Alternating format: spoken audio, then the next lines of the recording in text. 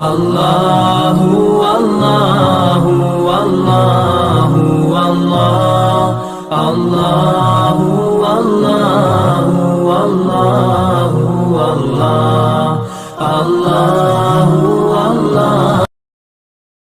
سورۃ توبہ کو شروع کرنے سے پہلے جو چند بحثیں ہیں اس کے متعلق وہ پہلے آ جائیں تو وہ زیادہ مناسب ہے کہ جو سورہ کا جو پس منظر اور جو اس کے اندر موضوعات جو چھیڑے گئے ہیں وہ زیادہ واضح ہو جائیں گی۔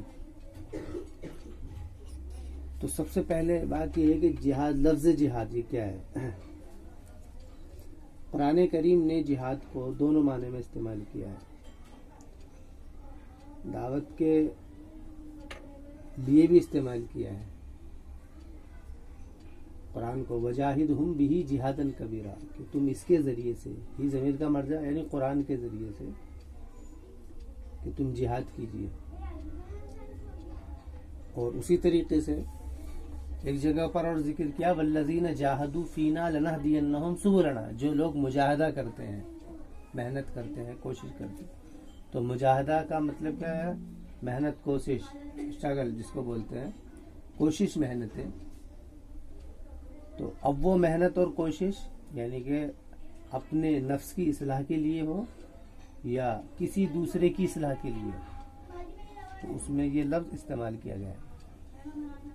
قرآن نے ہی اس کو استعمال کیا ہے، والذین جاہدوا فینا لنہدینہم سبلنا، کہ جو لوگ ہمارے راستے کے اندر محنت کرتے ہیں ان کو ہدایتیں دیتے ہیں۔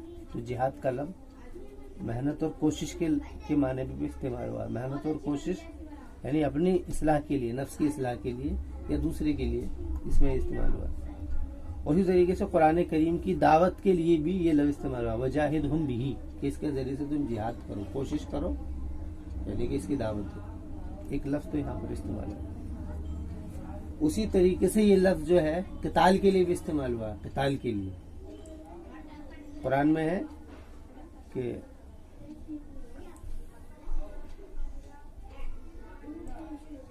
ان الذین آمنوا والذین ہاجروا وجاہدوا فی سبیل اللہ، وہ لوگ جو ایمان لائے، ہجرت کی ہے اور پھر جہاد کیا۔ تو یہ لفظ جو ہے دونوں ہی معنی میں استعمال ہوتا ہے۔ ایک بات تو اس لفظ کے تعلق سے بحث کی کہ یہ لفظ جو ہے جس طریقے سے محنت اور کوشش اصلاح کے لیے کی جاتی ہے، وہ قرآن کے ذریعے سے ہو یا پھر اور دوسرے ذرائع سے ہو، اس کے لیے یہ لفظ استعمال ہوا۔ اسی طریقے سے قتال کے لیے بھی یہ لفظ استعمال ہوا۔ یہ تو اس لفظ کے بارے میں بات تھی۔ اب دوسری بات یہ ہے اس کے اندر کہ تو یہ تو بات جو دوسری بات ہے، یعنی جہاں پر یہ جہاد قتال کے لیے استعمال ہوا ہے تو ہوا ہے۔ اور قرآن کریم نے عام طور سے جب بھی اس کا حکم دیا ہے، جہاد کا حکم دیا ہے، تو اس کے اندر جہاد لفظ کو کم استعمال کیا ہے، قتال کو استعمال کیا، کیونکہ قتال کے معنی ہی مقابلے کے۔ تو اس کی کیا کیا صورتیں ہیں جو قرآن کریم نے ذکر کی ہیں؟ اس کی قرآن کریم نے 4 صورتیں ذکر کی ہیں، 4 صورتیں ذکر کی ہیں کہ جن صورتوں میں قرآن کریم نے جہاد کا یا قتال کا حکم دیا ہے۔ 4 صورتیں، وہ 4 صورتیں کیا ہیں؟ ان میں پہلی صورت جو ہے کہ جس کی بنیاد پر قرآن نے حکم دیا ہے، وہ پہلی صورت ہے دفاع سے مراد یہ ہے کہ اگر کوئی قوم یا کوئی علاقہ کہ تمہارے اوپر آ کر کے اپنا ظلم کر رہا ہے یا تمہارے اوپر تشدد کر رہا ہے، تو تم اس کو ختم کرنے کے لیے، یعنی اس کے دفاع کے لیے، دفاع یعنی کہ مقابلے کے لیے، کہ اس کو دفاع، تم اس کو ہٹانے کے لیے ایک تو اس کا حکم دیا ہے۔ اور وہ حکم ہے سورہ بقرہ کے اندر ہے، وہ ہے سورہ بقرہ کے اندر اللہ رب العزت نے اس کو ذکر کیا ہے، اور مضمون وہ اس طریقے سے ہے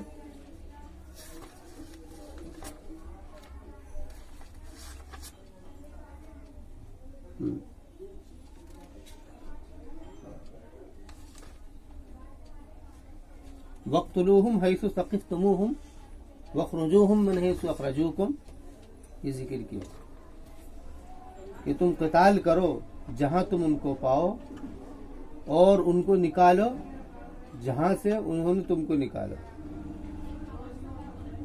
जहां से उन्होंने। वक़ातिलू फ़ी सबीलिल्लाहि अल्लज़ीना युक़ातिलूनकुम, ये सूरह बकरा की 190 नंबर आयत है इसमें है। और तुम क़िताल करो अल्लाह के रास्ते में उन लोगों से जो तुमसे क़िताल करो। वक़ातिलू फ़ी सबीलिल्लाहि अल्लज़ीना युक़ातिलूनकुम, कि तुम क़िताल करो उन लोगों से जो कि तुमसे क़िताल करते हैं, यानी दिफा। इसका मतलब है दिफा, यानी कि अगर वो तुमसे, यानी कि तुम्हारे ऊपर जुल्म कर रहे हैं और तशद्दुद बरत रहे हैं, तो उनको ख़त्म करने के लिए और उनको एक तरफ करने के लिए इसका कुरान ने हुक्म दिया है कि वक़ातिलू, कि तुमसे क़िताल करो अल्लज़ीना युक़ातिलूनकुम, उन लोगों से जिन्होंने तुमसे क़िताल किया। लेकिन इसके अंदर एक बात और कह दी है, वला तातदू, जुल्म मत करो। सवाल ये है, पहले कहा जा रहा है कि क़िताल करो और उसके बाद में क्या कहा है कि जुल्म मत करो। हालांकि क़िताल तो खुद एक, क्योंकि आम तौर से जो लड़ाई झगड़ा, ये ऐसा लगता है सुन करके, लड़ाई और झगड़ा ये ऐसा लफ्ज़ है कि इसको सुनते ही आदमी जो हो तो सोचता है कि ये तो अच्छे लोग नहीं है। लेकिन जब किसी ने किसी के ऊपर जुल्म किया है तो उसके जुल्म को रोकने का तरीका यही है कि उसके ऊपर अपना प्रेशर बनाया जाए, और प्रेशर बनाने का तरीका सिर्फ क्या है, ताकत ही है। तो इसलिए कहा कि ताकत का इस्तेमाल करो और उनके जुल्म को ख़त्म करो, लेकिन तातदू, जुल्म मत करो, उद्वान यानी ज्यादती मत करो। एक तो सूरत ये है जो कुरान करीम ने जिक्र की है, दिफा की अगर कोई सूरत आती है तो उसमें क़िताल किया जाएगा। दूसरी सूरत जो कुरान करीम ने जिक्र की है वो सूरह हुजरात के अंदर है। सूरह हुजरात के अंदर बात यह है, वइन ताइफतानी मिनल मुमिनीन इक़्ततलू फ़अस्लिहू बैनहुमा फ़इन बग़त इहदाहुमा अलल उख़रा फ़क़ातिलुल लती तबग़ी हत्ता तफ़ीअ इला अम्रिल्लाह, कि कोई दो जमात हैं, दो गिरोह हैं, उनमें आपस में दो इलाके हैं, ये दो जमातें हैं, ये दो मुल्क हैं, कोई भी हो, अगर वो आपस में किसी बात के ऊपर उनके अंदर झगड़ा हो जाए, तो उनके अंदर पहले हुक्म क्या है, सुलह करो। फ़अस्लिहू बैनहुमा, उनके दरमियान क्या है, सुलह करो, कि भाई वो जो है आपस में जिस वजह से झगड़ रहे हैं उनके अंदर देखो कि कौन गलती पर है, जो गलती पर है उसको सजा दो और जो गलती पर नहीं है उसकी मदद करो। तो ये बात है फ़क़ातिलू, तो उस ये है कि पहले सुलह की जाएगी। और फ़इन बग़त इहदाहुमा अलल उख़रा, अगर सुलह करने के बाद में दो गिरोह के दरमियान में, दो इलाके, गांव या किसी मुल्क के दरमियान में सुलह करा दी गई, सुलह कराने के बाद में फिर दूसरा गिरोह उस पहले वाले गिरोह पर या पहला दूसरे वाले पर सुलह करने के बाद में बगावत कर रहा है। बगावत से मुराद ये है कि मौका पा करके वो उसके ऊपर हमला कर रहा है। अगर वो ऐसा कर, उसके ऊपर नहीं किया है, ये मुसलमानों को हुक्म दिया जा रहा है कि तुम्हारे ऊपर नहीं किया इसने, लेकिन किसके ऊपर किया है, जिसके दरमियान तुमने सुलह करा दी थी उसके ऊपर उसने क्या किया है, तशद्दुद किया है, बगावत की है। बात आ रही समझ में नहीं जी। तो अब इनको हुक्म दिया गया है मुसलमानों को, तुम अब जिसने सुलह कराने के बाद में बगावत की है, तो जिसने बगावत की है उसके ऊपर क़िताल करो, यानी उससे जिहाद करो। बात यह है फ़इन बग़त इहदाहुमा अलल उख़रा, फिर अगर बगावत कर दे उनमें से एक दूसरे पर, फ़क़ातिलुल लती तबग़ी हत्ता तफ़ीअ इला अम्रिल्लाह, तो तुम उनसे क़िताल करो, तबग़ी कि जिसने बगावत की है, यहाँ तक कि वो अल्लाह के हुक्म की तरफ पलट आए। अल्लाह के हुक्म की तरफ से मुराद ये है, यानी कि वो जुल्म से रुक जाए और बगावत से तौबा कर ले कि मैं अब जो है सुकून और अमन के साथ में रहूंगा। सूरत चल रही थी कि दूसरी सूरत क्या है, तो दूसरी सूरत ये है कि अगर ऐसा मामला होता है, कि अगर कोई ऐसा मामला होता है कि दो गिरोह आपस में सुलह कराने के बाद में उनमें से एक से बगावत कर देता है, तो उनसे क्या किया जाएगा, उनसे क़िताल किया जाएगा। तो फरमाया فقاتل التی تبغی حتی تفیء الی امر اللہ، یہ سورہ حجرات کی آیت نمبر 9 ہے، 26 نمبر پارے میں. تو تم قتال کرو، فقاتل التی تبغی، تو تم قتال کرو اس گروہ سے کہ جس نے بغاوت کی ہے، تبغی کہ جو بغاوت کر رہا ہے، حتی تفیء الی امر اللہ، یہاں تک کہ وہ اللہ کے حکم کی طرف لوٹا ہے. فَإِنْ فَاءَتْ فَأَصْلِحُوا بَيْنَهُمَا، پھر اگر وہ پلٹ جاتا ہے تو ان کے درمیان میں صلح کرا دو. فَأَصْلِحُوا بَيْنَهُمَا بِالْعَدْلِ، تو ان کے درمیان میں صلح کرا دو، بالعدل، عدل کے ساتھ میں، یعنی انصاف کے ساتھ میں. وَأَقْسِطُوا، اور انصاف کرو. تو دوسری صورت یہ ذکر کی ہے قرآن کریم. تیسری صورت کیا ذکر کی ہے؟ تیسری صورت جس میں قرآن نے قتال کا حکم دیا ہے وہ ہے پرسیکیوشن، یعنی کہ مذہبی آزادی کو چھیننا. کسی کی مذہبی آزادی کو چھیننا.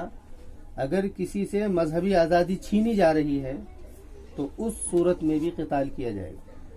اس کے لیے قرآن کریم نے سورہ حج کے اندر بات کی ہے، سورہ حج کے اندر، اور بات اس طریقے سے شروع کی ہے: اذن للذین یقاتلون بانہم ظلموا وان اللہ علی نصرہم لقدیر الذین اخرجوا من دیارہم بغیر حق الا ان یقولوا ربنا اللہ ولولا دفع اللہ الناس بعضهم ببعض لهدمت صوامع وبیع وصلوات ومساجد یذکر فیہا اسم اللہ کثیرا ولا ینصرن اللہ من ینصرہ ان اللہ لقوی عزیز. اذن للذین یقاتلون، کہ ان لوگوں کو. تیسری صورت جو قرآن نے ذکر کی ہے وہ ہے یعنی کہ مذہبی آزادی چھیننا، پرسیکیوشن جس کو انگلش میں کہا جاتا ہے. اس میں ہے بات یوں شروع کی ہے: اذن للذین یقاتلون بانہم ظلموا، کہ ان لوگوں کو اجازت دے دی گئی ہے، یقاتلون کہ جن کے ساتھ میں قتال کیا جا رہا ہے، کہ ان کو اجازت دے دی گئی ہے یقاتلون کہ وہ قتال کریں. کس وجہ سے؟ بانہم ظلموا، اس لیے کہ ان کے اوپر ظلم کیا گیا. اور وہ ظلم کیا ہے اس کی تشریح کی آگے: الذین اخرجوا من دیارہم بغیر حق. ایک تو بات یہ ہے کہ ان کو ان کے گھر سے ناحق نکالا گیا، اور اس کی وجہ کیا تھی؟ ظلم یہ کیا ہے کہ ان کو گھر سے نکالا ہے. اور گھر سے نکالنے کی کیا وجہ تھی؟ الا ان یقولوا ربنا اللہ، مگر یہ کہ انہوں نے کیا کہا کہ ہمارا رب اللہ ہے. مذہبی آزادی، تو مذہبی آزادی ان سے چھینی گئی، یعنی مذہب کے اندر آزاد ہے، تو مذہبی آزادی ان سے چھینی گئی ہے. اس وجہ سے ان کے اوپر ظلم کیا گیا تھا. اور پھر فرمایا کہ اگر ایسا نہ ہوتا، یعنی کہ اس کی وجہ سے اللہ تعالیٰ جہاد کا حکم نہ دیتا، اگر ایسا نہ ہوتا تو کیا ہوتا؟ ولولا دفع اللہ الناس، کہ اگر اللہ کی طرف سے ایسے لوگوں کو دفع کرنا نہ ہوتا، یعنی جو لوگ مذہبی آزادی چھین رہے ہیں ان لوگوں کے خلاف اگر حکم نہ دیا جاتا قتال کا یا جہاد کا یا وار، کچھ بھی کہہ لڑائی وغیرہ کا، تو لہدمت صوامع وبیع وصلوات، تو گرجا گھر، صوامع کہتے ہیں گرجا گھر کو، اور بیع کہتے ہیں چرچ کو. صوامع یہود کا اور بیع عیسائیوں کا، مسجدیں جو ہوتی ہیں.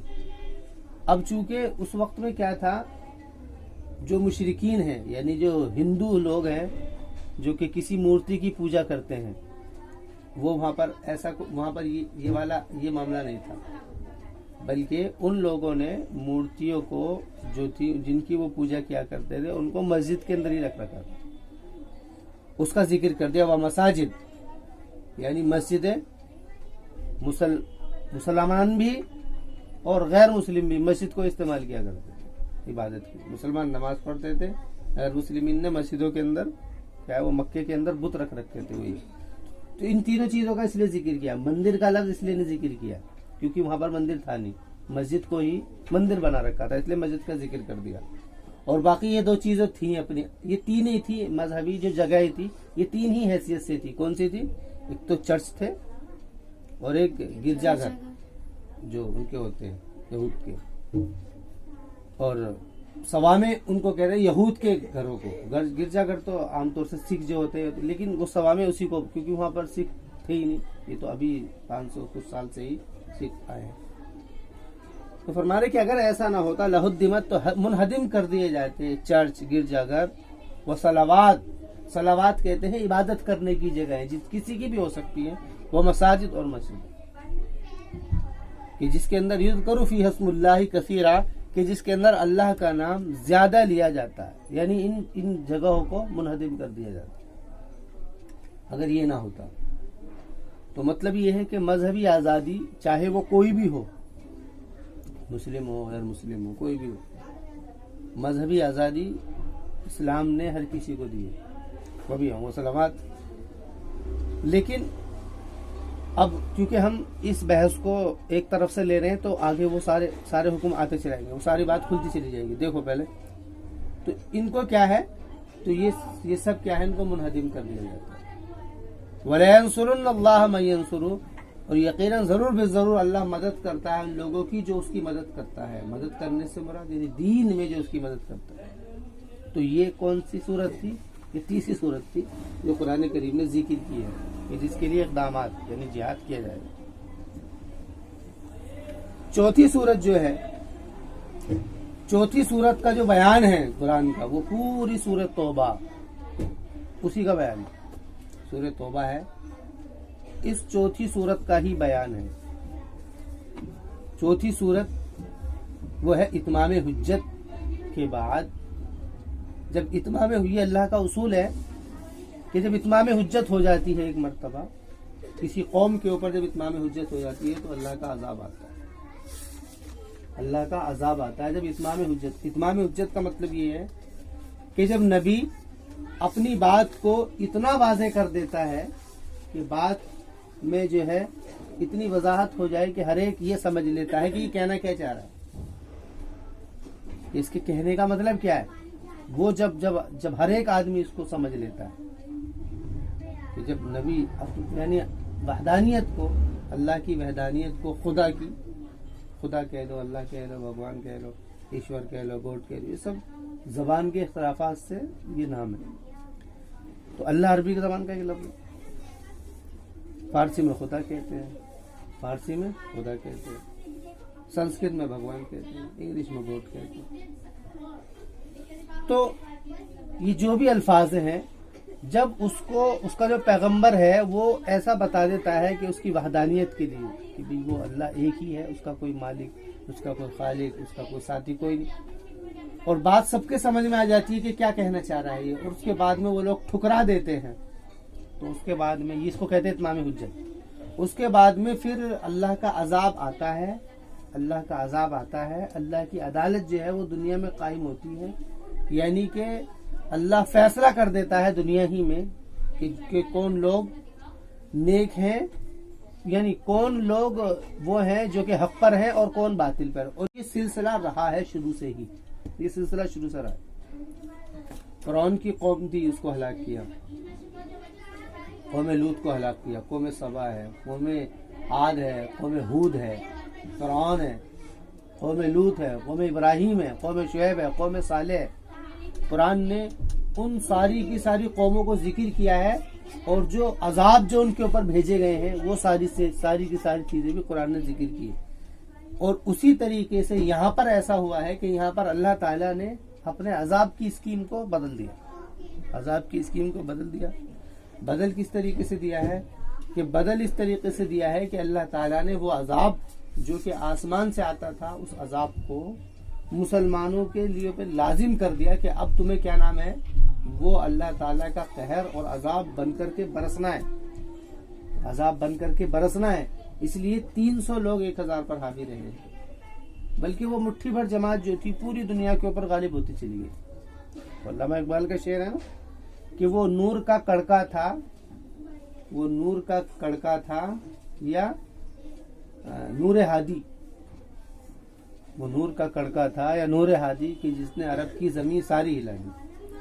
تو وہ ایک شخص اٹھا اور اس نے اپنی بات کو کہا، اور پھر اس کی بات کے اوپر لوگ آتے گئے، اور جو بڑی بڑی طاقتیں تھی، رومن پرشین جتنی بڑی بڑی طاقتیں تھی، روم پرشین کا مطلب تھا آدھی دنیا کے اوپر روم قابض تھی اور آدھی دنیا کے اوپر پرشین وہ قابض تھی۔ ایران وغیرہ کا جو علاقہ ہے، رشیا کا، یہ پرشین میں آتا تھا، اور روم یہ جتنا بھی یوروپ کا جتنا بھی علاقہ ہے، تو یہ سارے ان دونوں طاقتوں کو ختم کر دیا تھا۔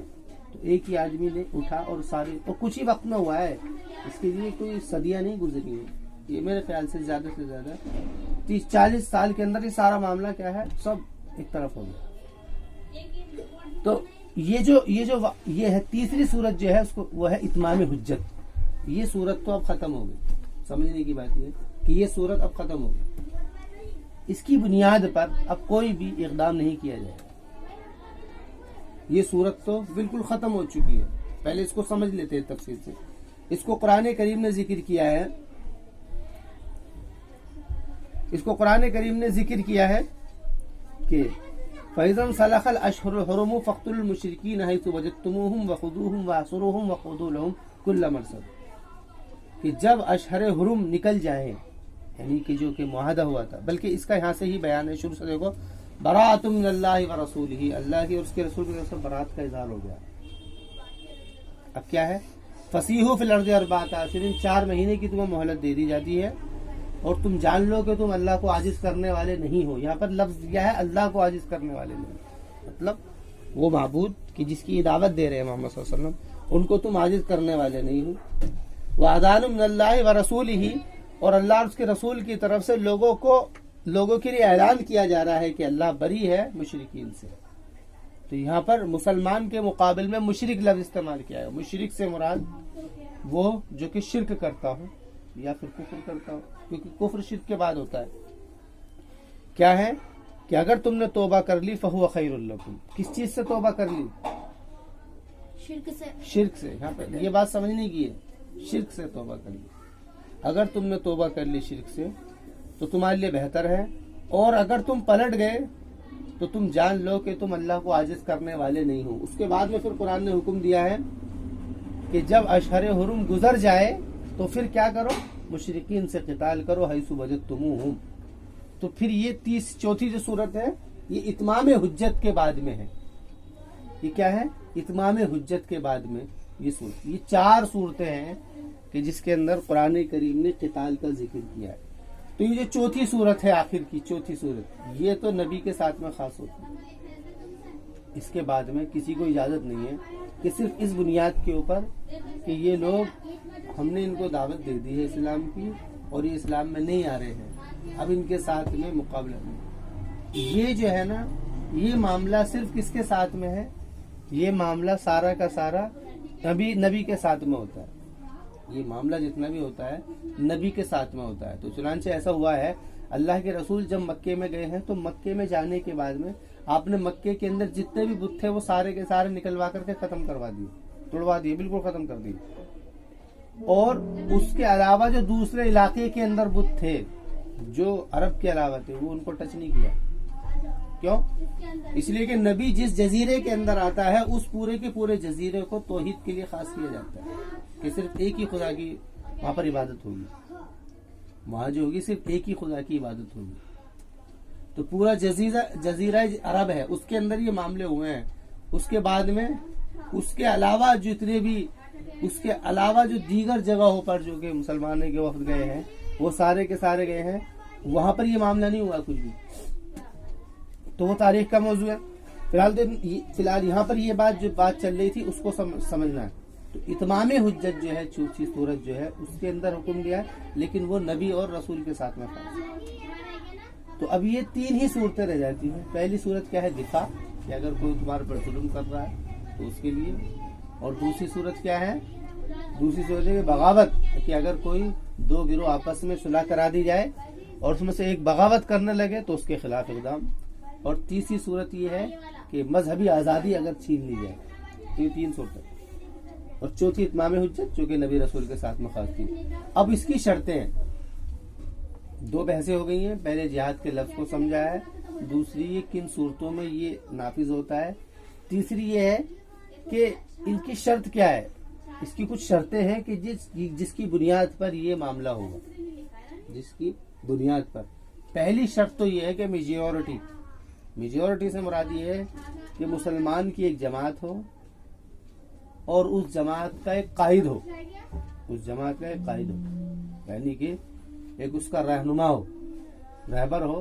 پہلی شرط تو یہ ہے کہ وہ बिखरे हुए ना हो। ऐसा नहीं कि कोई 2-4 इधर से खड़े हुए, 2-4 उधर से खड़े हुए और अपना उठ करके चल दिए, ऐसा नहीं। बल्कि एक रहनुमा, एक अमीर हो, जिसमें रसूल अकरम अलैहिस्सलाम ने फरमाया कि अमीर के पीछे वार किया जाता है, मुकाबला किया जाता है।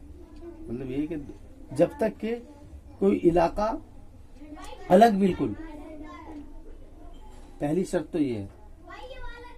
दूसरी शर्त ये है कि मुआहदा, मीसाक और पैमान ना हो, मुआहदा ना हो। अगर किसी कौम से मुआहदा है, पैमान है, तो फिर उसके खिलाफ भी नहीं किया जाएगा। उसको कुरान ने जिक्र किया है। देखो ये है सूरह अनफाल के अंदर है कि वल्लज़ीना आमनू वलम युहाजिरू, क्या वो ईमान वाले कि जिन्होंने हिजरत नहीं की है तुम्हारे साथ में, कि तुम्हारे लिए यानी तुम्हारे ऊपर उनकी कोई जिम्मेदारी नहीं है, और अगर वो तुमसे मदद चाहते हैं, लेकिन वो तुमसे क्या है, दूसरे इलाके वाले तुमसे मदद चाहते हैं कि जी हमारे ऊपर यहाँ जुल्म हो रहा है, हमें बचाइए, तो फरमाने तुम्हारे ऊपर उनकी मदद करना जरूरी है। फ़अलैकुम अन्नस्र, लेकिन इल्ला अला कौमिन बैनकुम व बैनहुम मीसाक, लेकिन अगर ऐसी कौम सता रही है उन्हें कि जिनके और तुम्हारे दरमियान में आपस में क्या हुआ है, ऐसा पैमान हुआ है, मीसाक हुआ है, फिर तुम उनको नहीं टच करोगे। सुलह हुदैबिया के मौके पर यही हुआ था। मक्के वालों ने ये बोल दिया था कि जी आप जो है ना, हमारा और तुम्हारा आपस का हुआ है, आप अपना काम करो, हम अपना काम कर रहे हैं, आप अपना काम करो, हम अपना काम कर रहे हैं, ना हम तुमको कुछ कहेंगे ना तुम हमें कुछ कहेंगे। तो ये बात जो है थी, ये वादा तय हो गया था। तो उसके दरमियान में हुआ है कि मक्के वालों ने जो सताया है मुसलमानों को, जो वहां सताया था मक्के में, उसके जिसके नतीजे में वो साहब अबू बसीर नाम है जिनका, वो निकल करके आ गए थे और वो मदीने के अंदर आ भी गए थे, लेकिन वो मक्के वाले फिर उनको वापस ले गए थे क्योंकि ये क्या हो गया था, ये अहद हो गया था। इसके ऊपर दोनों ने अपने दस्तखत साइन वगैरह कर दिए थे कि जी ठीक है, आप अपने मुल्क को, अपनी जगह के अंदर को देखो, तुम्हें क्या करना है, तुम अपनी रियाया के साथ में क्या कर रहे हो, क्या नहीं कर रहे हो, हमें क्या है इसकी, हमें इससे कोई गर्ज नहीं है। अगर आपस में मुआहदा हो चुका है, मुआहदा अगर हो चुका है, तो फिर दूसरे इलाके को, उस इलाके के ऊपर चढ़ाई करना, अटैक करना या किसी भी तरीके की कोई प्लानिंग करना, ये क्या है, जायज नहीं। बल्कि अल्लाह के रसूल अलैहिस्सलातु वस्सलाम ने अबू बसीर को रज़ियल्लाहु अन्हु को आप सल्लल्लाहु अलैहि वसल्लम ने बाकायदा उनको यानी कि तंज भी किया था जब वो आ गए थे। आपने फरमाया कि ये आग भड़काना चाह रहा है। जब वो आकर के रोए थे, मक्के से आए थे, वो रो रहे थे कि मुझे बचाइए, मुझे बचाइए। तो आपने तो ये कह दिया था कि भाई हमारा और उनके दरमियान तो आपस का वादा है कि तुम इनके साथ ही चले जाओ। तो वो रोने लगे। तो आप तो रोने की वजह से दूसरे लोगों के जो जज्बात जो थे वो क्या हो रहे थे, मजरूह हो रहे थे। दूसरे लोग सोचते थे कि भाई इनकी मदद नहीं की जा रही है। तो आपने फरमाया कि काश कि इसे कोई समझाता, ये आग भड़काने वाला है। तो जब उन्होंने ये बात सुनी तो वो मायूस हो गए कि ये अब हमारी मदद नहीं करेंगे। क्यों? क्योंकि आपस में अहद पैमान। तो ये कुरान करीम, ये आपस का जो वादा है, इसको बहुत ज्यादा कुरान ने इसको टॉर्चर किया, यानी इसको टच किया, बहुत ज्यादा इस बात को टच किया। तो इसलिए बात की है कि इल्ला अला कौमिन बैनकुम व बैनहुम मीसाक, मगर उस कौम के दरमियान और तुम्हारे दरमियान में अगर कोई मीसाक हो, वादा हो, तो फिर तुम उसके खिलाफ कोई कदम नहीं उठाओगे, चाहे वो अपनी रियाया के ऊपर जुल्म करे। तो इस सूरत में क्या किया गया, आवाज उठाई जाए। और दूसरे काम किए जा सकते हैं, आवाज का उठाना है या उनसे बोलना है कि भाई दरखास्त करना है, वो सारे काम किए जाएंगे, लेकिन जिहाद क़िताल नहीं किया जाएगा। दूसरी शर्त ये है। तीसरी शर्त ये है कुरान करीम के अंदर कि जिहाद और क़िताल के लिए तीसरी शर्त ये है। पहली शर्त तो ये थी कि कोई अमीर हो, लीडर हो। दूसरी शर्त ये थी कि वादा और पैमान ना हो। वादा और पैमान ना हो, अगर वादा और पैमान है तो नहीं किया जाएगा।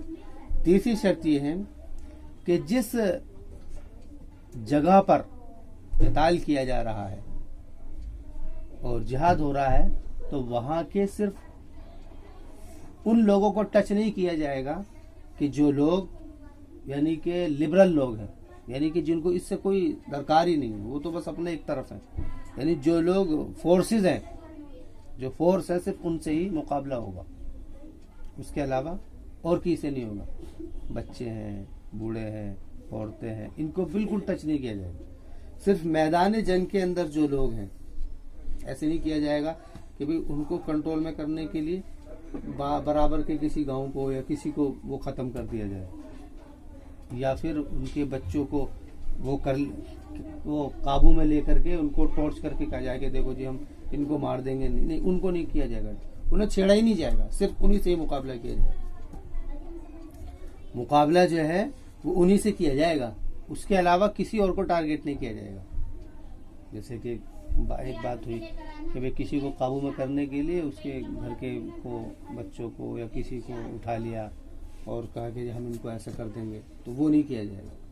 اس کو قرآن اس میں جو ہے بہت سخت جو ہے تنقید کی ہے ابو داؤد کے اندر اللہ کے رسول نے اس بات کے اوپر کہ ایسے نہیں کیا جائے گا۔ اور اسی کے ساتھ ساتھ میں مسئلہ نہیں کیا جائے گا۔ مسئلہ سے مراد یہ ہے کہ اگر کسی ایسا نہیں کہ ہاتھ کاٹ کے چھوڑ دیا گیا یا پیر کاٹ کے چھوڑ دیا گیا، ایسا نہیں کیا جائے گا، ایسے نہیں کیا جائے گا۔ صرف لڑائی کی جا رہی ہے، اگر کوئی آ رہا ہے تو مارنا مرنا تو ہوگا، لیکن مسئلہ نہیں کیا جائے گا، مسئلہ نہیں کیا جائے گا۔